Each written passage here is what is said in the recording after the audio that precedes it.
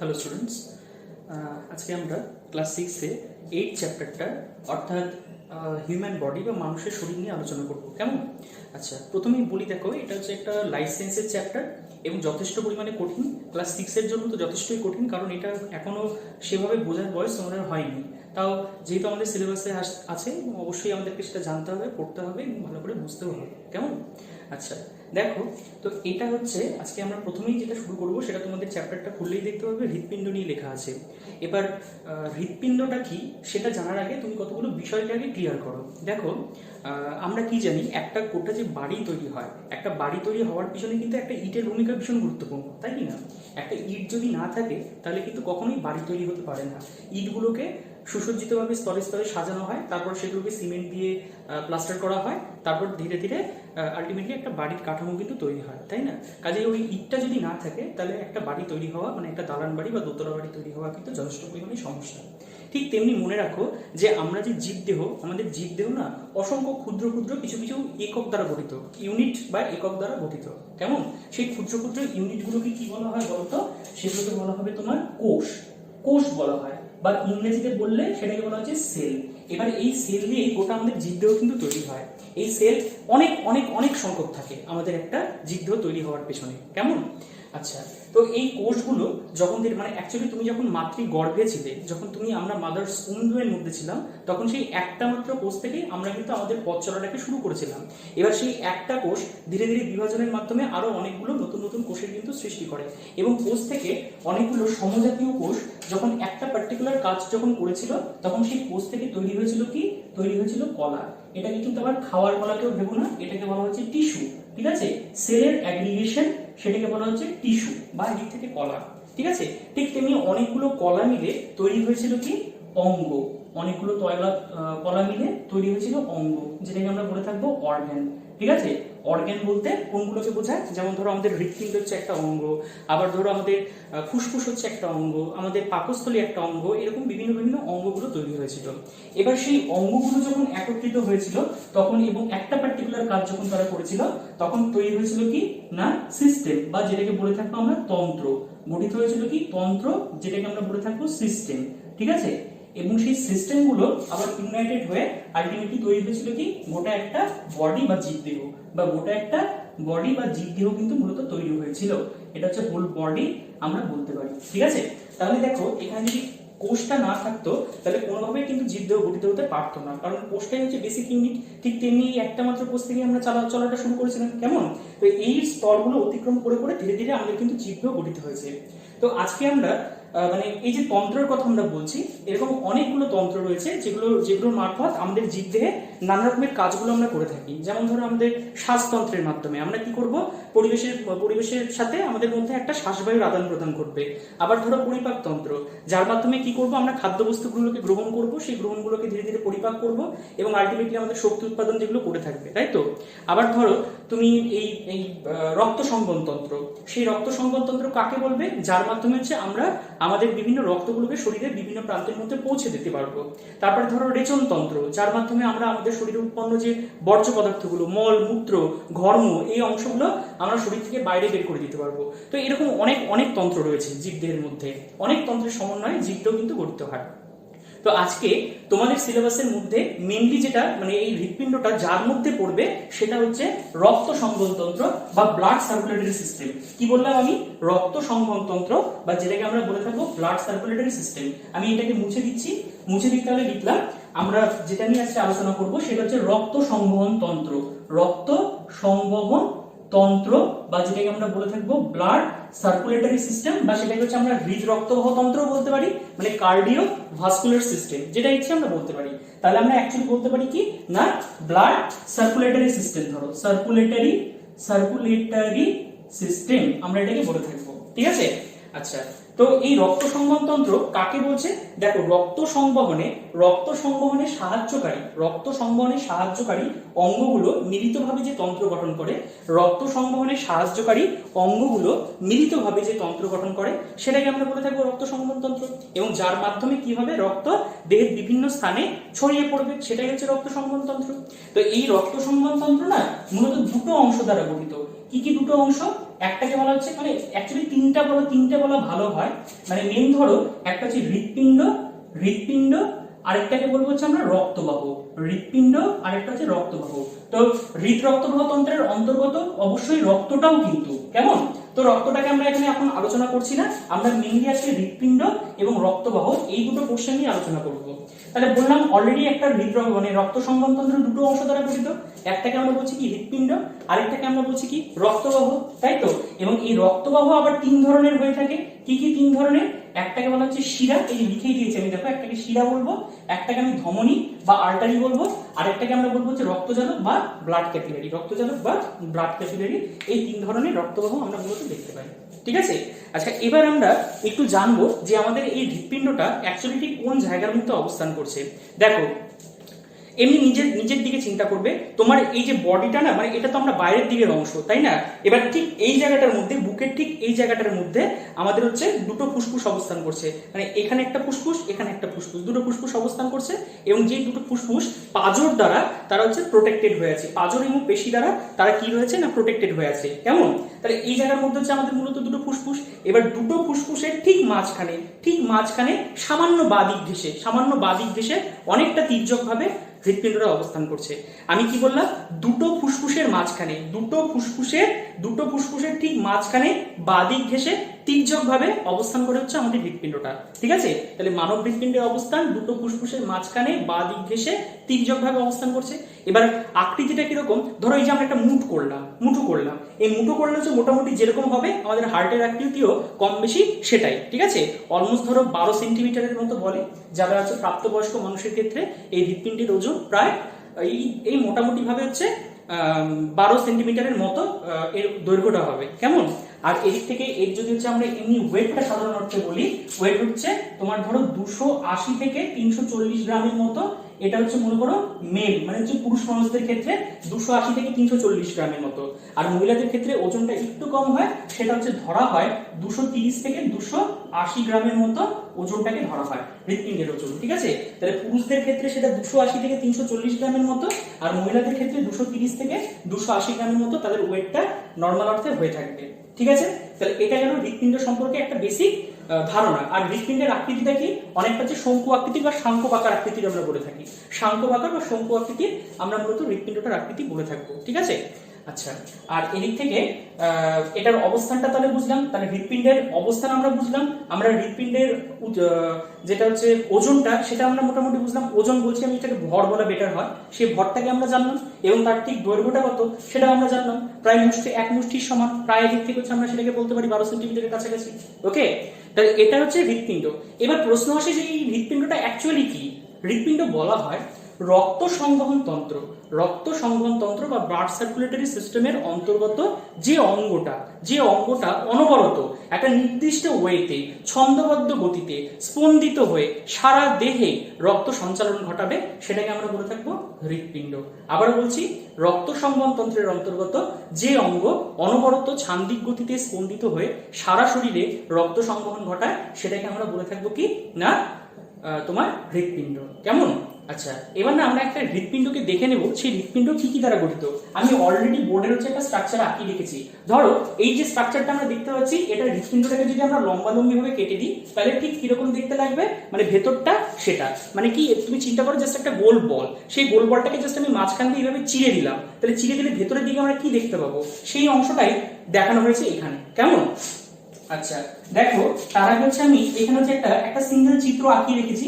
এই অংশটাকে আমি বলে রাখি যে মানব হৃৎপিণ্ডের মূলত 4টা প্রকোষ্ঠ থাকে, 4টা প্রকোষ্ঠ বা 4টা ঘর বা 4টা কুটুরি, যেটা তোমরা সুবিধা মনে হয়। অ্যাকচুয়ালি বলা হয় 4টা প্রকোষ্ঠ, ঠিক আছে? 4টা প্রকোষ্ঠ কি হয় দেখো, অ্যাকচুয়ালি হয়।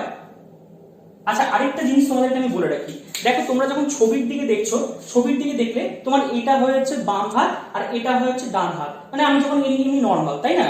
এটা হবে হচ্ছে, এটা এই দিকটা হচ্ছে আমার বাঁ হাত আর এই দিকটা হচ্ছে ডান হাত। বাট আমি যখনই ছবির দিকে দেখবো বা তুমি যখন হচ্ছে আমাকে মিরর ইমেজে ঠিক দেখছো, তখন কি হয়, এই দিকটা হয়ে যায় হচ্ছে তোমার ডান দিক আর এই দিকটা হয়ে যাবে কি বাঁ দিক। তাহলে ঠিক দেখো তো, এই দিকটা অর্থাৎ এই যে হৃৎপিণ্ডের ঠিক এই সাইডটা, এটাকে হচ্ছে আমরা বলে থাকবো ডান দিক, আর এই সাইডটা এটাকে বলে থাকবো আমরা বাম দিক। গুলোবে না কিন্তু, যেমন তোমার হাতটা হচ্ছে এখন এখানে, তোমার মনে হতে পারে এটা তোমার হচ্ছে ডান দিক, সেটা কিন্তু অবশ্যই নয়। কারণ ছবির ক্ষেত্রে এটা হচ্ছে তোমার কি হয়ে যাবে ডান দিক আর এটা হয়ে যাবে বাম দিক। কেমন? তাহলে দেখো এইভাবে হচ্ছে না হৃৎপিণ্ডটা এই চারটা, একটা দুটা তিনটা চারটা, এই চারটা প্রকোষ্ঠে মোট বিভক্ত। ঠিক আছে? আচ্ছা, তো দেখো কি হয়, মানে আমি এই যে ঠিক এখানে মাঝখান দিয়ে এটাকে হচ্ছে কেটে দিচ্ছি, তাহলে দেখো উপরে দুটো প্রকোষ্ঠ নিচে দুটো প্রকোষ্ঠ চলে গেল। ঠিক আছে?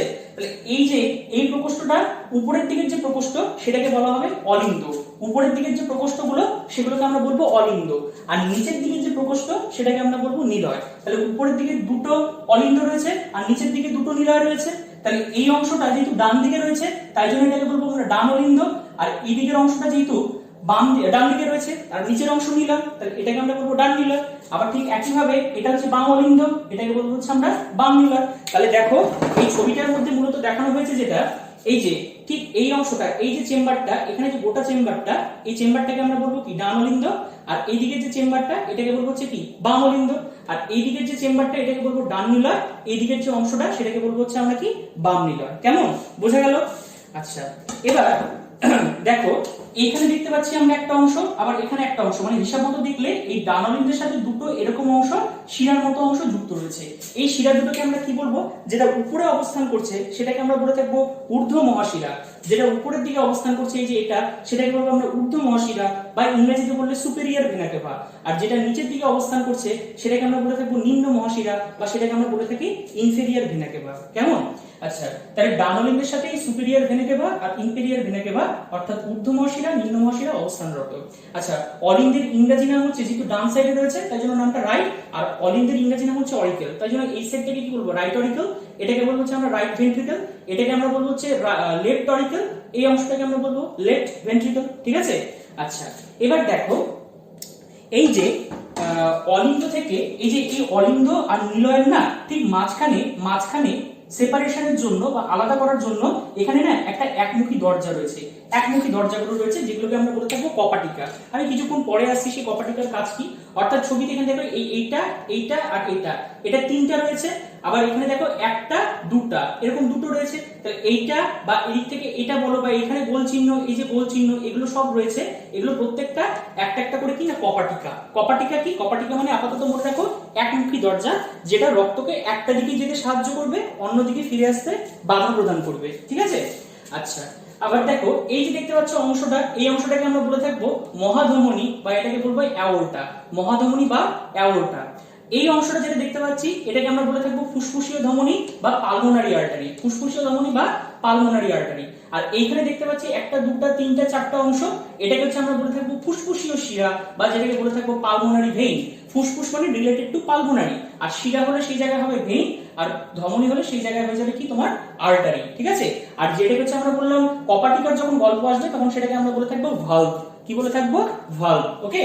আচ্ছা, এবার এইগুলো হচ্ছে আমার অংশ। আর দেখো অ্যাকচুয়ালি এই যে ডান সাইডটাকে এটা ডান সাইড আর এটা বাম সাইড বললাম তো, তাহলে এখানে হচ্ছে একটা সেপ্টাম বা পর্দার মতো অংশ এই দুটোকে আলাদা করে রাখে, মানে দুটো সাইডের অলিন্দকে আলাদা করে রাখে, দুটো অলিন্দকে আলাদা করে রাখছে, তাই জন্য এটাকে বলা হবে Intra auricular septum, Intra auricular septum, বা এটাকে আমরা বলে থাকবো আন্ত অলিন্দ পর্দা। আবার দুটো নিলয় যে এই একটা পাতলা পর্দা দ্বারা হচ্ছে পরস্পর থেকে বিচ্ছিন্ন, এটাকে আমরা বলে থাকবো ইন্ট্রা ভেন্ট্রিকুলার সেপ্টাম, বা আমরা এটাকে বলতে পারি আন্ত নিলয় পর্দা, আন্ত নিলয় পর্দা। আশা করি বুঝতে পারছো। আচ্ছা, তো এইবার আমরা কি করব, যে রক্ত সংবহনটা আমাদের মধ্যে ঠিক কিভাবে ঘটে হৃৎপিণ্ডের মাধ্যমে সেটা জেনে নেওয়ার চেষ্টা করব। তার আগে বলি, দেখো এই যে এখানে দেখো আমি লিখে দিয়েছি অলরেডি, এই যে এটা হচ্ছে তোমার লাল কালি দিয়ে লেখা আর এটা হচ্ছে নীল কালি দিয়ে লেখা। ছবির মধ্যে দেখো একটা হচ্ছে নীল কালি দিয়ে পয়েন্ট আউট করা রয়েছে, আবার এদিকে হচ্ছে লাল কালি দিয়ে তীর চিহ্ন দেওয়া রয়েছে। যেটা লাল কালি দিয়ে দেওয়া হয়েছে তার মানে সেই রক্তটা বিশুদ্ধ রক্ত। বিশুদ্ধ রক্ত মানে হচ্ছে তার মধ্যে সেই সমস্ত রক্তের মধ্যে অক্সিজেনের পরিমাণটা বেশি। আর যেখানে হচ্ছে তোমার দেখো নীল রঙের রক্তটা, সেটা বলেছি ওটা অবিশুদ্ধ রক্ত, বা যেটার মধ্যে অক্সিজেনের পরিমাণটা কম এবং কার্বন ডাই অক্সাইডের পরিমাণটা সেক্ষেত্রে কিন্তু বেশি হবে। ঠিক আছে? আচ্ছা, এবার দেখো যে সারা শরীরে রক্ত সংবহনটা ঠিক কিভাবে ঘটে থাকে হৃৎপিণ্ডের মাধ্যমে। ঠিক আছে? এক এক করে বোঝো। দেখো সারা শরীর থেকে দূষিত রক্ত মূলত কি হয়, এই সুপিরিয়র ভেনা কেভা বা ইনফেরিয়র ভেনা কেভা, অর্থাৎ ঊর্ধ্ব মহাশিরা এবং নিম্ন মহাশিরার মাধ্যমে কোথায় চলে আসে? এই অলিন্দে। এই যে দেখো তীর চিহ্ন দিয়ে, নীল রঙের যে দুটো তীর চিহ্ন, সেই তীর চিহ্ন দিয়ে দেওয়া আছে, এটা ঊর্ধ্ব মহাশিরা নিম্ন মহাশিরার মধ্যে চলে আসলো এই জায়গাটার মধ্যে। এই জায়গাটার নাম কি? রাইট অরিকেল, অর্থাৎ ডান অলিন্দ। ডান অলিন্দের মধ্যে চলে আসলো। এবার এই ডান অলিন্দ এখান থেকে এই ডান অলিন্দের মধ্যে ধরো চলে আসলো। এবার অলিন্দ যখন হচ্ছে এইভাবে কন্ট্রাকশন করলো, অর্থাৎ সংকোচন করলো, ধরো এইভাবে যদি আমরা চাপ দিই কোনো একটা কিছুতে, তাহলে সেই চাপের জন্য কি হয়? বস্তুটা অন্য কোনো জায়গায় চলে যায়, তাই তো? ঠিক তেমনি এইখানে যখন হচ্ছে আমরা চাপ দেব, মানে আমরা বলছি মানে হৃৎপিণ্ড যখন অ্যাকচুয়ালি সংকোচন করছে, সংকোচন মানে এটা একটু ছোট হয়ে যাচ্ছে, তখন কি হচ্ছে? এইটা এবং এটার মাঝখানে, অর্থাৎ এটা ডান অলিন্দ, এটা হচ্ছে ডান নিলয়, তার ঠিক মাঝখানে এই যে পর্দা বলছি, এই যে কপাটিকাটা, একটা কপাটিকা থাকে, বা যেটাকে আমি বললাম একমুখী দরজা, সেই একমুখী দরজাটা ওপেন করে যায়। অর্থাৎ দেখো আমার ধরো এইটা হচ্ছে আমার তোমার কপাটিকাটা, এই জায়গাটা রয়েছে মনে করো ডান অলিন্দ, এই জায়গাটা রয়েছে মনে করো ডান নিলয়। এবার অলিন্দ কি হলো? এভাবে সংকোচন করলো, সংকোচন করার ফলে এই কপাটিকা এভাবে খুলে গেল এবং রক্তটা কোথায় চলে আসলো? না পরবর্তী ডান নিলয়ের মধ্যে চলে আসলো। ঠিক আছে, এবার দেখো, এবার তাহলে কি হয়? রক্তটা তো চায়, মানে চাইতেই পারে, যখন হচ্ছে অলিন্দের মধ্যে আমার রক্ত নেই, তাহলে আমি আবার ঘুরপাতে অলিন্দের মধ্যে চলে যাব। সেটা যদি হতো তাহলে কিন্তু আমাদের কোনো কাজই সম্পাদন হবে না। তাই জন্য কি হয়েছে? এই জায়গাটাকে বন্ধ করার জন্য ওই তখন একমুখী কপাটিকা। আমি কি বললাম? কপাটিকা মানে হচ্ছে একমুখী দরজা, তার মানে ও একটা মুখেই যেতে সাহায্য করবে। বিপরীত পথে যদি যেতে চায় তাহলে অলরেডি সিল হয়ে যাবে, বাধা প্রদান করবে। বুঝতে পেরেছো? তাহলে এই যে কপাটিকাটা কি হলো? এইভাবে বাধা প্রদান করে দিচ্ছে। কেমন? যার দরুন কি হচ্ছে? ডান অলিন্দ থেকে রক্তটা ডান নিলয়ে আসছে এবং বিপরীত পথে ফিরে যেতে পারছে না। তাহলে কি হলো? আবার বলছি, এই যে সারা দেহ থেকে দূষিত রক্ত এই দুটো মহাশিরার মাধ্যমে প্রবেশ করে গেল হচ্ছে আমার কোথায়? ডান অলিন্দে। অলিন্দ যখন সংকোচন করলো, কপাটিকা খুললো এবং রক্ত চলে আসলো কোথায়? ডান নিলয়। কেমন? আচ্ছা, এবার তারপর কি হয়? ডান নিলয় একটা টাইমে হচ্ছে সংকোচন করে, ডান নিলয় একটা টাইমে সংকোচন করে। এবার যখন সংকোচন হয় তাহলে রক্তটা তো বিপরীত যেতে পারবে না, কারণ কপাটিকা অলরেডি সিল করে রেখেছে। তো তখন দেখো যাওয়ার রাস্তাটা এই যে এইভাবে যেতে যেতে যেতে যেতে এই যে এইখানটাতে এই যে গোলটা দেখতে পাচ্ছ, এই গোলটার মাধ্যমে ঠিক এই যে দেখো নীল রঙের কালারটা এখানে দেওয়া আছে, এইখান দিয়ে এটার মাধ্যমে ওরা সরাসরি চলে যাবে ফুসফুসের জন্য, ফুসফুসে চলে যাবে। তাহলে কি হচ্ছে? রক্তটা এইখান থেকে শুরু করে এই কপাটিকা অতিক্রম করে মহাধমনীর ফুসফুসীয় ধমনীর মধ্যে দিয়ে সেটা চলে যাবে তোমার ফুসফুসে। কেমন? এখন প্রশ্ন আসে যে ফুসফুসের মধ্যে কেন যাচ্ছে? কারণ মনে রাখো, আমরা পরিবেশ থেকে যে শ্বাসবায়ুটা গ্রহণ করি, মেনলি অক্সিজেনটা গ্রহণ করি, সেটা গিয়ে ফুসফুসের মধ্যে স্টোর থাকে বা ফুসফুসের মধ্যে সঞ্চিত থাকে। সেই রক্তটা মানে সেখান থেকেই রক্তটা ওই মানে গিয়ে সেখানে বিশুদ্ধ হয়, মানে অক্সিজেনটা বেশি পরিমাণে নিয়ে নেয়। কেমন? অক্সিজেনটা যখন বেশি হয়ে গেল তখন সে হয়ে গেল কি? বিশুদ্ধ রক্ত, তাই তো? এবার সেই বিশুদ্ধ রক্তটা কি হয় দেখো, এই যে এখন ফুসফুস থেকে যখন সেই রক্তটা আসছে, তখন রক্তটা দেখো আমি যে লাল দেখিয়েছি, তার মানে কি? এখন হচ্ছে পিউরিফাই হয়ে গেছে, এখন বিশুদ্ধ রক্ত। সেই বিশুদ্ধ রক্তটা এই যে দেখতে পাচ্ছ চারটা এই যে শিরা দেখতে পাচ্ছ, ঠিক আছে, এটাকে বলা হচ্ছে ফুসফুসীয় শিরা। এটা ফুসফুসের সাথে সংলগ্ন থাকছে, এই জন্য এটাকে ফুসফুসীয় শিরা বলবো। সেই ফুসফুসীয় শিরার মাধ্যমে ওটা চলে আসছে কোথায়? না বাম অলিন্দে। আবার একইভাবে বাম অলিন্দ যখন সংকোচন করবে তখন কি হবে? তাদের মধ্যেকার এই যে দেখতে পাচ্ছ এখানে একটা দুটো কপাটিকা আছে, সেই কপাটিকা খুলে যাবে। সেই কপাটিকা খুলে যাওয়ার দরুন রক্তটা চলে আসবে কোথায়? এই বাম নিলয়ে চলে আসবে। এবার বাম নিলয়ে যখন আবার সংকোচন করবে তখন রক্তটা আবার এই পথে এটার মাধ্যমে এই যে দেখতে পাচ্ছ এই তিনটা মানে মহাধমনিকা, সেই মহাধমনিকার মাধ্যমে সারা দেহে ছড়িয়ে পড়বে। এটাই হচ্ছে রক্ত সংবহন। আমি আবারও বলছি, দেখো সারা দেহ থেকে দূষিত রক্ত ঊর্ধ্ব মহাশিরা নিম্ন মহাশিরার মাধ্যমে ডান অলিন্দে বা রাইট অরিকেলে আসলো। অরিকেল যখন কন্ট্রাক্ট করলো তখন হচ্ছে তাদের কপাটিকা খুলে গেল, রক্তটা চলে আসলো কোথায়? ডান নিলয় যখন কন্ট্রাক্ট করলো তখন সেটা এই ফুসফুসীয় ধমনীর মাধ্যমে চলে গেল কোথায়? ফুসফুসে। সেখানে গিয়ে সেটা বিশুদ্ধ হলো, বিশুদ্ধ হয়ে সেই রক্তটা অর্থাৎ বেশি পরিমাণে অক্সিজেন নিল, সেই অক্সিজেনযুক্ত রক্ত ফুসফুসীয় শিরার মাধ্যমে কামব্যাক করলো কোথায়? আবার হৃৎপিণ্ডে। কোন প্রকোষ্ঠে? না বাম অলিন্দে। বাম অলিন্দ যখন সংকোচন করে তখন আবার কপাটিকা খুলে যায়, রক্ত চলে আসে কোথায়? বাম নিলয় যখন আলটিমেটলি কন্ট্রাক্ট করে তখন এই কপাটিকার মাধ্যমে এখানে দেখতে পাচ্ছ যে হচ্ছে মহাধমনী, তার মাধ্যমে গোটা দেহে ছড়িয়ে পড়ছে। এটা গেল হচ্ছে তোমার মানব হৃৎপিণ্ডের মধ্যে দিয়ে কিভাবে রক্ত সংবহন ঘটে। ঠিক আছে? আচ্ছা, তো এবার না আমরা এখানে দেখতে পেলাম যে এই যে সংকোচন, সংকোচন ব্যাপারটা কি আর প্রসারণ ব্যাপারটা কি? দেখো এই যে হৃৎপিণ্ডটা কি হয় ক্রমান্বয়ে না এই এরকম করে যাচ্ছে, সংকোচন প্রসারণ প্রক্রিয়াটা একসঙ্গে হচ্ছে হৃৎপিণ্ডের ক্ষেত্রে হয়ে যাচ্ছে। কেমন? এই সংকোচন প্রসারণটাকেই এক কথায় আমরা বলে থাকবো হৃদস্পন্দন বা হার্টবিট বলে থাকবো। ঠিক আছে? এই যে রক্ত যে ক্রমান্বয়ে মানে হৃৎপিণ্ড যে ক্রমান্বয়ে এই তোমার সংকোচন প্রসারণ করছে, এই সংকোচন প্রসারণ করার ব্যাপারটাকেই আমরা বলে থাকবো হৃদস্পন্দন। ঠিক আছে? আমাদের হৃদস্পন্দন যদি হচ্ছে আমরা মাপি তাহলে আসে প্রায় 72 থেকে 80 পার মিনিট। ঠিক আছে? 72 থেকে 80 বার পার মিনিট। ঠিক আছে? এটা গেল হচ্ছে আমাদের মূলত হার্টবিট বা দিক থেকে হৃদস্পন্দন। কেমন? আচ্ছা, এবার না আমরা কতগুলো জিনিস সম্পর্কে জানতে হবে। যে কপাটিকা নামটা আমরা অলরেডি বললাম। কপাটিকা ঠিক কয় রকমের হয় সেই জিনিসটাকে একবার তোমরা জানো। কপাটিকা ঠিক কয় রকমের হয়? কপাটিকা হয় হচ্ছে মূলত 3 রকমের কপাটিকা আমরা দেখতে পাই। একটাকে বলা হচ্ছে তোমার যেটাকে বলা হচ্ছে ত্রিপত্রক কপাটিকা বা যেটাকে আমরা বলে থাকি ট্রাইকাস্পিড ভালভ। একটা হয়ে যায় হচ্ছে তোমার কি দ্বিপত্রক কপাটিকা, যেটাকে আমরা বলবো বাইকাস্পিড ভালভ। আরেকটা হয় হচ্ছে তোমার একটা বলবো না, মানে অনেকগুলো হয়, যেটা আকৃতি অনেকটা অর্ধচন্দ্রাকৃতির হওয়ার জন্য ওটাকে হচ্ছে অর্ধচন্দ্রাকার কপাটিকা বা সেটাকে হচ্ছে সেমিলুনার ভালভ আমরা বলে থাকি। এবার তোমাকে জাস্ট অবস্থানটা বুঝতে হবে। দেখো এই ছবিটা মোর কমপ্লেক্স, আমরা এই ছবিটাতে বোঝার চেষ্টা করি। ঠিক আছে? দেখো কি হচ্ছে, এটাকে আমি বললাম কি ডানলিন্দ, এটাকে আমি বললাম ডাননিলয়। ডাননিলয় সংযোগস্থলে যে 3 পাল্লা যুক্ত কপাটিকা থাকবে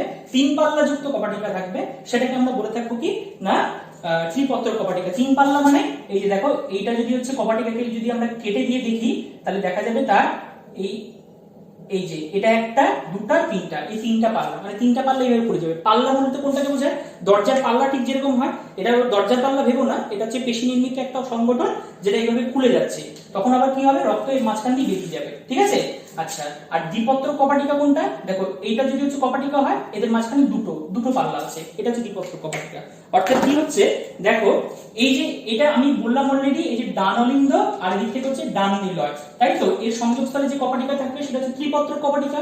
আর বামনিলয় সংযোগস্থলে যে কপাটিকা থাকবে সেটাকে আমরা বলে থাকবো দ্বিপত্রক কপাটিকা, সেটাকে আমরা বলবো দ্বিপত্রক কপাটিকা। এখন দেখো তোমাকে প্রশ্ন আসতে পারে যে দ্বিপত্রক কপাটিকার অবস্থান কোথায়? অবস্থানটা আমি অলরেডি বললাম। এবার বলতে পারে তোমাকে কাজটা কি? কাজটা দেখো, এই যে আমরা নীল রঙের রক্তটাকে আমরা জানি কি দূষিত রক্ত, আর যেটা লাল রঙের রক্ত সেটাকে আমরা কি জানি বিশুদ্ধ রক্ত। তাহলে দেখো এই ডান দিক দিয়ে হচ্ছে আমার যেটা প্রবাহিত হচ্ছে কি রক্ত, এই যে ডান দিকে আমরা দেখলাম নীল রঙের অংশ মানে কি দূষিত রক্ত, আর এই যে বাঁ দিকে যেটা আমরা দেখলাম সেটা হচ্ছে লাল রঙের রক্ত, তার মানে কি এটা হচ্ছে বিশুদ্ধ রক্ত। সরি, এটা বললাম এটা নীল রঙের রক্ত, এটা লাল রঙের রক্ত। নীল রং মানে হচ্ছে দূষিত, লাল রং মানে বিশুদ্ধ রক্ত। তাহলে এই জায়গাটার মধ্যে দিয়ে কি হচ্ছে, ডান দিক দিয়ে আমার দূষিত রক্ত প্রবাহিত হচ্ছে।